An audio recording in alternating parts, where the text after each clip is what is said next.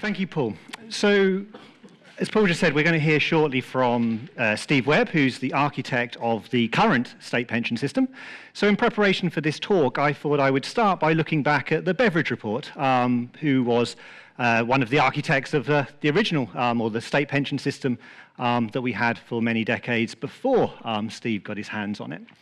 So this was published in 1942, and reading through the report, there were three things that particularly struck me about what it proposed.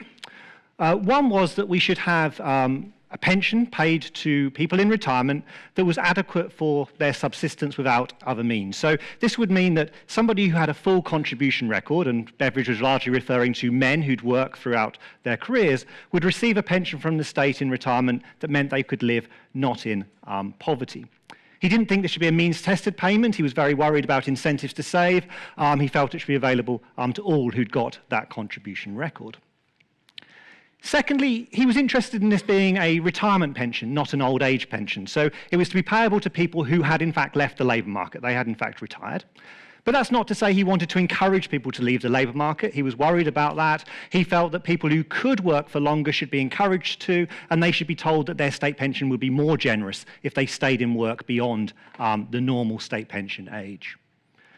And in setting the rate of the benefit, he said that if you got the maximum amount, you should get the same rate of benefit that would be available to somebody of working age who was out of work. So somebody who was out of work on a disability benefit or on unemployment benefit. And I'm going to return to each of these 3 points as I move through the talk. Now, the state pension system that was introduced following the Beveridge report wasn't the same as he proposed, but it was along those lines, and much has changed since then. Perhaps the biggest change has been what's happened to longevity at older ages. It's risen remarkably, and it's risen in a way that we hadn't expected at the time. So if you take a man who was born in 1900, who'd made it to age 50 in 1950, he would expect to be getting a state pension from the age of 65. Well, in fact, 50-year-olds in 1950, 25% of them didn't make it to the state pension age, but on average, they made it to 73. So that would be on average 8 years of receipt of the state pension. Now, in the period since then, as I've already said, longevity at older ages has risen sharply, so a great thing. People at older ages are expecting to live longer and longer. And of course, the male state pension age has also recently started rising. It's now above age 65, and current government policy is that if longevity continues to rise, we'll continue to push up the state pension age, perhaps in line with what I've indicated on this chart. So if we take someone who was born in 1970, they'll be approaching age 50 in the next couple of years. They're going to have a state pension age perhaps of 68, so quite a lot higher than what was previously the state pension age. But they're going to get a state pension on average for 18 years. So that's a much bigger change, a much bigger payout period than what was intended back in 1950. And I think arguably we had a bit of a design flaw in our state pension system back in 1950. Perhaps what we should have done with the benefit of hindsight is automatically said then, well, if longevity increases a lot, we will start to increase the age at which you can get this state pension. And perhaps some of the problems we're going through at the moment is because we didn't do that then. And in fact, actually, we had a design flaw perhaps in our private sector pension arrangements too. Many employers in the private sector were offering final salary pensions. They paid out that pension from a fixed normal pension age. Again, with the benefit of hindsight, perhaps we'd have liked it if those normal pension ages had in some way been related to what the prevailing longevity at older ages was at that point in time. For women, we get quite a different picture. If you're a woman born in 1900, made it to 50 in 1950, you'd have a state pension age of 60, but you'd on average be expecting to live to your late 70s. So you'd be expecting to get a state pension on average for 19 years. Longevity amongst older women has been rising too. It's not risen as fast as it has for older men. The gap between the two is narrowing. And of course, we've pushed up the state pension age for women much more. It's now aligned with the male state pension age and is set to go up along with it going forwards. So if we take a woman who was born in 1970, she'll be turning 50 in the next couple of years, her state pension age will be 68, she'd be expecting to get that on average for 20 years. So it's still more years of receipt than what was intended back in 1950, in the middle of the last century. So big changes in longevity over this period. So I'm going to pose 3 questions in this talk. The first one is, what's happened to pensioner incomes over this period? How have we coped with that increase in longevity? What's been happening to the incomes of poorer and middle-income pensioners? And I'm going to start with what's been happening to low-income pensioners. So in this chart, I'm going to look at the incomes of individuals according to their household income after housing costs, and say what proportion of them are living in a household where the income is below 60% of the median in that year. And I'm going to start the data in the late 1960s. This was a dark era. We didn't even have an IFS in those days. And if you look at the working age population, about 10% of the population was in poverty on this measure. If you look at the older population, amongst those older groups, about 40% of them were living in a household where their income was below this poverty measure. So a level of poverty amongst pensioners that many would have described as unacceptable. If we roll forward to the mid-1990s, poverty amongst working age households had risen, but amongst pensioner households, it had started to fall. And if we roll forward to the most recent data, we can see that actually, on average now, a pensioner is not more likely to be in poverty than a working age person. On average, they're slightly less likely to be in poverty after you adjust for their typically lower housing costs than a working age individual. So in terms of Beveridge's desire to have pensioners not living on a subsistence level of income, we're actually much more successful at this today than what we were, for example, in the 1960s. And this represents a big success in terms of state pension policy, in terms of private pensions, at getting income to people during their retirement phase. So that's the poorest pensioners. What's been happening to sort of more standard pensions, the average pensioner income? Well, if we now look at the median income amongst pensioners and compare that to the median income amongst non-pensioners, and again, if we adjust that for housing costs, the chart here is going to show you how that's changed over time. So you can see during the 1960s, during the 1970s, during the 1980s, average pensioner incomes were around 2/3 to 3/4 of average non-pensioner incomes. But since then, we've seen a remarkable change. Average pensioner incomes have grown much faster than the average incomes of non-pensioners, such that in the most recent years of data, we see a situation where, on average, pensioner incomes after housing costs are running at about the same level of those for non-pensioners. So again, a successful period in terms of delivering incomes to those above the state pension age. And I want to dig a little bit more deeply into what's been driving that increase in income since the mid-1990s. So for this, what I'm going to do is take 60 to 74-year-olds. So that's a group of people who are approaching the state pension age or a few years above it. And I'm going to take those in this age group who are in the middle of the income distribution. So they're in the middle fifth of the income distribution within that age band. And back in the mid-1990s, before that strong growth in income that I just showed you, their average incomes were about £300 per week. Over the subsequent period, their incomes have grown pretty dramatically, an average of 2.2% per year. So what's been driving this increase in their incomes? Well, one driver has been increases in income from the state, from benefits and from the state pension. And you might be surprised, we've obviously increased the female state pension age a lot over that period, making the pension system less generous to one group of people aged 60 to 74. But we've also had lots of other reforms working their way through, which have made the state pension system more generous. The state earnings-related pension scheme was introduced in 1978, but it was at its most generous for people who reached the state pension age around 2000. We've also seen successive reforms which have improved the coverage of the basic state pension, in particular for married women who'd had children, so driving up the coverage rates. Women are now much more likely to get to the pension age entitled to a full state pension than their predecessors were. The second component of income which has grown pretty strongly is income from private pensions. So that could be people who worked in the public sector, getting a pension from their former employer there, people who worked in the private sector, perhaps getting a final salary pension, people who worked in the private sector and getting a defined contribution pension. And you can see that on average over this period, the incomes of these 60 to 74-year-old middle-income pensioners from private pensions has increased by about 3% per year on average. And of course, this might be a source of income where we're really worried about the prospects for future generations. Those public sector pension schemes aren't as generous as the ones that preceded it. But in particular, for private sector employees, younger people are not entering their employment and being offered the chance to join a final salary pension that comes with it a very generous employer pension offer. We have got automatic enrolment. It is getting many, many more employees in the private sector into private sector pensions, but the amounts going in for most of those people are pretty small. And of course, even if you get to, say, the state pension age with a certain pension pot, if you're going to live longer, you've got more years to spread that pot over. So the prospects for this component of income growing anything like as strongly in the future, I think, are pretty slim. So what's the rest of this income made out of? Well, actually, and perhaps surprisingly, it's earned income. And this has been growing substantially for this group. So amongst these 60 to 74-year-olds, the amount they get from earnings has grew by an average of over 4% per annum over this period. So back in the mid-1990s, this component of their income was about 15% of their total income, and it's risen today to 25%. So I'm going to argue that actually there's perhaps much more scope for future generations of 60 to 74-year-olds, whoever's giving this talk here in 25 years when the IFS is celebrating its 75th birthday, will be talking about perhaps how this component of income has continued growing. So the second question I want to address is, well, how much capacity is there for retirement ages in future to increase further still? And I think the evidence that there's plenty of capacity is perhaps strongest. I'm going to start by looking at how much time people have spent in paid work once they get to age 65, and how much time they expect to spend receiving the state pension.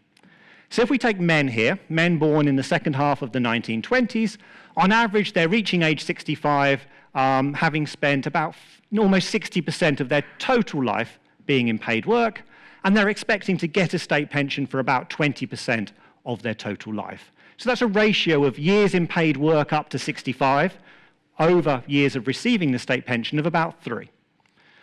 And you can see that over subsequent cohorts, each generation of men is reaching age 65, having spent a smaller proportion of life on average in paid work, and expecting to get the state pension for a larger proportion of their life. That's what happens when longevity increases, when retirement ages don't increase alongside that, and when the state pension age doesn't rise alongside that. So the ratio of the two, which was 3 for those born in the late 1920s, has now fallen to 2. Now, Keynes, when he was writing, made a prediction that continued technological progress, productivity growth would make us richer. We would choose to, therefore, work fewer hours per week. And he imagined a world where we might be working 5 shifts of 3 hours each week, a 15-hour working week. And clearly, we have seen some reduction in full-time hours, but nothing like what he predicted. Perhaps, but what we're partly seeing here is, because we're now richer than we were, people choosing to have a big lump of leisure at the end of their lives. Maybe they'll be working part-time, maybe they won't be in paid work at all. And perhaps we need to ask as a society whether that's how we want to consume the extra wealth that we get to enjoy. Going forwards, with the increases in longevity and the increases in the state pension age that we're expecting, the proportion of male life spent receiving the state pension will remain roughly constant. For women, we get a very different picture. What we actually see is that because successive cohorts of women have been entering the labour market, have been more attached to the labour market, while their longevity has been rising, actually the proportion of their life spent in paid work has actually been going up. So the ratio of proportion of life spent in paid work to number of years receiving the state pension has actually been pretty stable for women. It hasn't been falling in the same way as it has for men. And of course, going forwards, because we've been increasing the state pension age for women more than what we've increased it for men, because of its lower starting level, we're going to see that proportion of life that women get the state pension for declining over the next few years. So let's return to look at capacity for work amongst older men. So if we take 55 to 59-year-olds and we take 60 to 64-year-olds, the chart here is showing their employment rate over time. So you can see that in the early 1980s, a big drop in employment of older men. And then since the mid-1990s, you can see that employment rates of these older men has been rising almost continuously over this period. And if you look at the older group of men, men who are receiving the state pension, so unlike what Beveridge suggested, we have men receiving the state pension and in paid work, you can see that also fell to the mid-1990s and then rose. But actually for the 2 younger groups of men on this chart, their employment rates today are still quite a lot below the levels they were at in the mid-1970s. And you might also think that jobs in the UK economy today might be more amenable to people at older ages than many of those jobs were in the 1970s. So for example, if you ask men who are in work at the ages of 60 to 74, does their job require physical or heavy manual activities? The majority, 60% of them, report that it doesn't. And in terms of their health, it's very difficult to get a very consistent health over time, a measure of health that's measured in the same way. One thing we do measure very accurately is whether somebody is dead or whether they're alive. So if we take a 55 to 59-year-old man back in the mid-1970s, well, actually 1.5% of them died in the next year. If we roll forward to today, that same age group has a mortality rate of 0.6%. Amongst the older groups, and in fact, if you take the oldest group on their chart here, their mortality rate, their one-year mortality rate is 1.4%. So at least on this measure of health, the 65 to 69-year-olds are healthier today than what 55 to 59-year-olds were in the mid-1970s. So on this measure of health, a 65 to 69-year-old man is healthier than a man aged 55 to 59 in the mid-1970s, but he has a much, much lower employment rate. So if you'll indulge me a bit, supposing we went through the following scenario where 65 to 69-year-old men today were just as likely to be in paid work as 55 to 59-year-old men were in the mid-1970s, well, if that happened, you'd have 1 million more older men in the labour market. Now, I'm not arguing that these men should work, but I'm arguing that for many of them, there'll be the capacity to work should they wish to. Now, for women, the picture is a little bit more complicated. We see pretty flat employment rates amongst older women up until the mid-1990s, and we see rising employment rates since then. So for all of these groups, the employment rate for older women is at its highest level for this period, and possibly at its highest level ever. So is there extra capacity for these women to work more? Well, their employment rates are still below those of men of the same age, so that might suggest that they are. And actually, if you look at younger cohorts as they're approaching these older ages, they have greater employment rates, and they have higher levels of education, they have greater employment rates. So that again points to the possibility that we can expect these employment rates to continue growing for some time. In terms of the jobs that these women do, if you take women aged 60 to 74 who are in paid work, 80% of them report that their job does not require any physical or heavy manual activities. And in terms of their health, if you look at that one-year mortality rate, you can see that while the improvements in mortality for older women aren't as great as what we've seen for older men, you can see that the one-year mortality rate for the oldest group of women on this chart now is pretty similar to that one-year mortality rate for the 55 to 59-year-old group was in 1975. Perhaps the strongest evidence that suggests there's increased capacity to work for these older women is to look at what happened when we increased the state pension age. If there was no capacity, you wouldn't see women respond by staying in the labour market for longer. And actually, the period where we've been pushing up that female state pension age from 60 in 2010 has been the period in which you see the female employment rate rise the sharpest on this chart. So you do see some women respond to the higher state pension age by staying in work for longer. So I think actually for both men and women at these older ages, there is capacity for more of them to work in the future. But I think that raises the question about, well, what should we be doing about those who can't retire later? In particular, in the context of pushing that state pension age up, I think maybe policymakers should be worrying more about those who are below the now higher state pension age and who can't respond by staying in the labour market for a few more years. So to start, I'm going to look at the health of those aged 60 to 74 again and say how many are not in good health. And amongst all men and women in this group, about a quarter are saying that their health is only fair or poor. So they're saying their health is not good. And in fact, 1 in 6 of this group who are in work, who are in paid work, say that their health is not great either.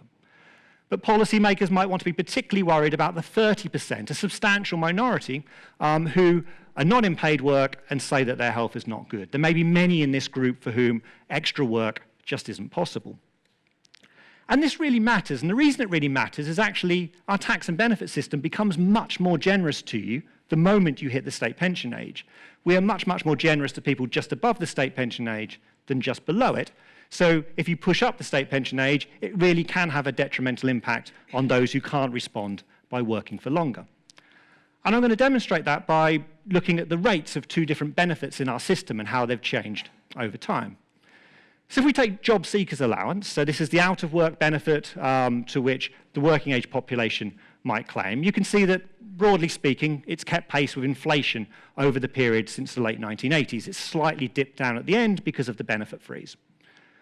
If we contrast that to the main income replacement benefit you can get if you're a poor pensioner, pension credit, you can see that's much more generous, and the gap between the two has been growing. So that in the late 1980s, the premium you got for being a low-income pensioner as opposed to a low-income working-age person was 30%. Now that premium is almost 130%. And you can compare this to Beveridge's comment about wanting to set the rates the same.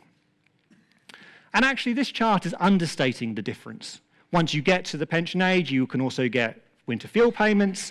You can also get potentially a more generous housing benefit than the working age population can. And of course, job seekers allowance comes with a whole load of requirements. You have to seek work to get it. Pension credit has no requirements. So I'm not saying it shouldn't be more generous than job seekers allowance, but as we continue to increase that gap, we might worry more about those who are left below the state pension age who are unable to work. And we see this translate into the incomes of people just below and just above the state pension age. So if we take people who are going to hit the state pension age in the next 5 years, who are in the poorest fifth of that group, you can see that their incomes after inflation haven't really grown over the period since the mid-1990s. If we contrast that to the incomes of people who are 5 years past the state pension age, up to 5 years past it, but again in the poorest fifth of that group, you can see on average their incomes are higher, and you can see that on average that gap has been widening over time. And this is a direct result, I suspect, of policy that's just treating this group much more generously when they get to the state pension age. So in 1999, we had income 17% higher amongst the poor group just above the state pension age than the low-income group just below it. That gap today now stands at 70%. And the final piece of evidence on this kind of big increase in generosity at the state pension age and how it really matters comes from looking at households and how they coped with the increase in the female state pension age. We can look at what happened to their household incomes as a direct result of that change in the state pension age. And if we look at what happened to incomes in the middle of the distribution, so this is when you push up the state pension age, what happens to your income if you're now below it? Well, incomes at the middle of the distribution were reduced on average by about 11% as a result of that change. So some people responded by staying in work, but we're not paying a state pension to those people. And on average, people were left worse off, and the hit was 11%. But we can also look at how that varied across the income distribution. And for those at lower percentiles, you can see the reduction in their household income was bigger. So at the 10th percentile, the hit to household income from a 1-year increase in the state pension age was 21%. So to conclude, since the mid-1990s, we've seen strong growth in pensioner incomes, and a big driver of that has been increased earned income. This group has done well from private pensions income over this period, but earnings have been the biggest driver of growth in their incomes. And I think this really matters because for future generations, I think, and this is probably an understatement, they're not going to benefit from the same growth in generosity of state and private pensions. They're not getting into the same kind of final salary pensions. They're not experiencing the same kind of earnings growth. They're not getting the same kind of long-term returns. So there's lots of reasons to think while they'll get to retirement and not have as much resource squirreled away in private pensions. But I think there is much more capacity for employment rates of older men and women to continue rising. They have already risen since the mid-1990s, and I hope that I've presented strong evidence to suggest why this might continue over subsequent years. But one thing I think policymakers need to worry more about is this gap in generosity between how we treat people just below the state pension age and just above it, and whether as we increase the state pension age further, we might worry that this gap in generosity, this growing gap in generosity, might just be seen as being increasingly unfair on those who, for whatever reason, just can't retire later. Thank you.